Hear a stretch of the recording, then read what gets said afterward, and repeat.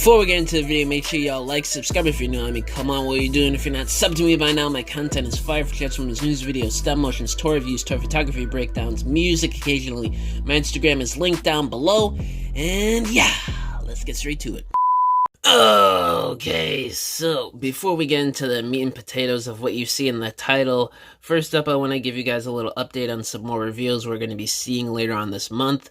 JT Prime 17, which for those of you who don't know, he's a well-known listing type leaker. He has some inside info on stuff on TFW and the boards. He says next Tuesday, Studio Series Deluxe Air Razor and Voyager Cheetor should be going up for pre-order. So expect that in a few days. The hype is real. We're going to see our first look at that Cheetor. And we're going to see more official high-res images of Air Razor, which is going to be dope. Yes! And now the nitty-gritty of this video. Rise of the Beast Leader Class Scourge from Studio Series. We have some more better quality images. And I gotta say right off the bat, he looks cool. There are some problems I have with this figure. I don't know if it's definitely because of, you know, toy restraints, blah, blah, blah. He's a good leader class size, I'd say. I don't know how tall. I don't have Battle Trap or Galvatron to really base my thoughts off of how tall of a leader class he is, but he seems like he's pretty tall next to some Voyagers here. And here he is next to some Scout class and Deluxe class. Comparisons next to the new Bumblebee and the same two Voyagers, Battle Trap and Galvi. And I gotta say, and then next to Bumblebee from the trailer and the battle scene that we're going to be seeing in the movie, which looks pretty dope. These two look pretty great together. I don't know. I might have to drop a couple bucks for that Bumblebee. I don't know, but I think I'm going to get this Scourge. He seems pretty... I mean, there are some problems with it. I think the smokestacks are a bit too wide out there, and some issues I have with the robot mode, like the backpack. Let me go to the robot shots here. Yeah, the back of this, the butt part there, that's his gun, which he could obviously take off, but the main issue is this backpack here. I understand they had to work with what they work with because, you know, from what we see, there's not really much vehicle mode kibble on this guy, sort of like an Age of Extinction TLK type situation with this design, which I am not a fan of. This looks more like a Cybertronian design if you didn't see the wheels and the backpack on him in the front of the grill. But, I mean, I hope you could remove this backpack, that it's not pinned in, but it seems like the smokestacks are attached to it, and you're going to be losing a bit of a cool element there with his design having those smokestacks right behind his head, which I think is absolutely awesome. And the side profile, his claw arm looks absolutely freaking sick. He looks like it's 3 joints, one at the base, one in the middle, and one at the tip or the top. There might be 4 joints there. It's sort of hard to see, or maybe it's just 2 joints. I don't know.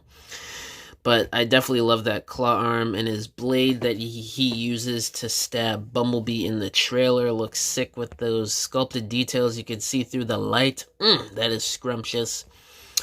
And, you know, a vanilla pose with him, a little profile shot. He looks good. I have noticed that his neck does seem a bit too wide, I guess, if you base it off of the CG from the trailer, but I don't know, that's a different angle. He's like turning, so maybe they had to compress the neck a little bit for that shot, because that's what people are basing this off of when you're comparing it to the CG render. They're basing it off that scene in the trailer, so I wouldn't be judgmental just yet with the CG model, because we don't have a lot of images of that yet, so I don't know, but the head sculpt does look nice to me. I am digging that silver paint. It does look like, you know, a very stylized version of Scourge. He's still got the mustache. He's got the pointy type ears. Like this looks like a Scourge that's gone through multiple stylistic changes to me.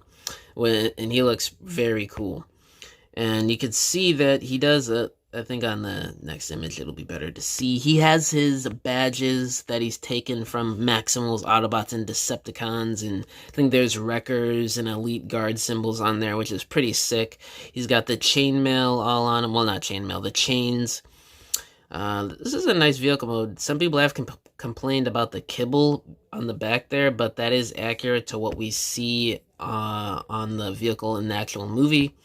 So I don't mind that. And then there's this gun attached, which looks very cool. A little stubby and like, I don't know.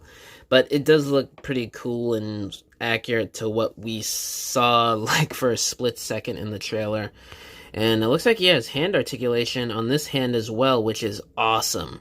He's got the 5mm port you could see there, and then he has a, it looks like one joint on the 4 fingers that clasp in and out, which is very cool. You know, I always advocate for more head articulation, more articulated hands, and hopefully maybe he has an ab crunch up it there since he's a leader class, but you know, that's few and far between with the Hasbro stuff, so I'm not betting on it, but it would be nice.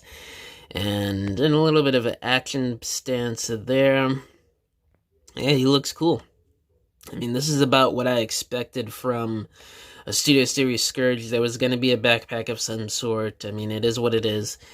Better, not really better, but there's a front of the grill look right there. Yeah, he looks cool. I think I'm going to get this guy and see how he stacks up next to the new Optimus that's coming out next year. And this is a cool little vehicle mode. It's just the smokestacks I think look a little off, but I don't know how accurate that is to his actual look in real life. But yeah, it's pretty cool. I'm digging it. I think it might be worth the $60 price point. But again, I would have to see a review of this. Prime vs. Prime, Chefitron, get on it. I know you guys are going to be getting this figure in soon. So I would love to see a review on this, more images, because this guy might be mistransformed a little bit too, so who knows. But, you know, I am happy with how this turned out. I think it looks cool. The claw arm got some articulation showing there. Yeah, so it just looks like it's articulated at the base. Ah, that sucks. I wish it was at 2 or 3 points in the middle and at the top, but whatever. At least it's articulated in general. Hopefully it, like, rotates, because I think we saw that in the trailer, that the claw arm spins, so that would be cool. And it looks like he has ankle pivot, which is nice. Always love the ankle tilts. And the details and paint apps overall look pretty good. He's got the chains wrapped around him on all types of different spots. I think this looks pretty cool. I can't wait to see an in-depth review of this guy. But yeah, guys, let me know down in the comments below, how do you feel about this Leader Class Studio Series Scourge? Do you feel like this is worth the Leader Class price point so far, just based off of these images, or do you need to see a review or even more pictures than what we have here? And yeah, that's pretty much all I got to say in this video. See you guys next time. Congratulations, you have made it to the end of this video.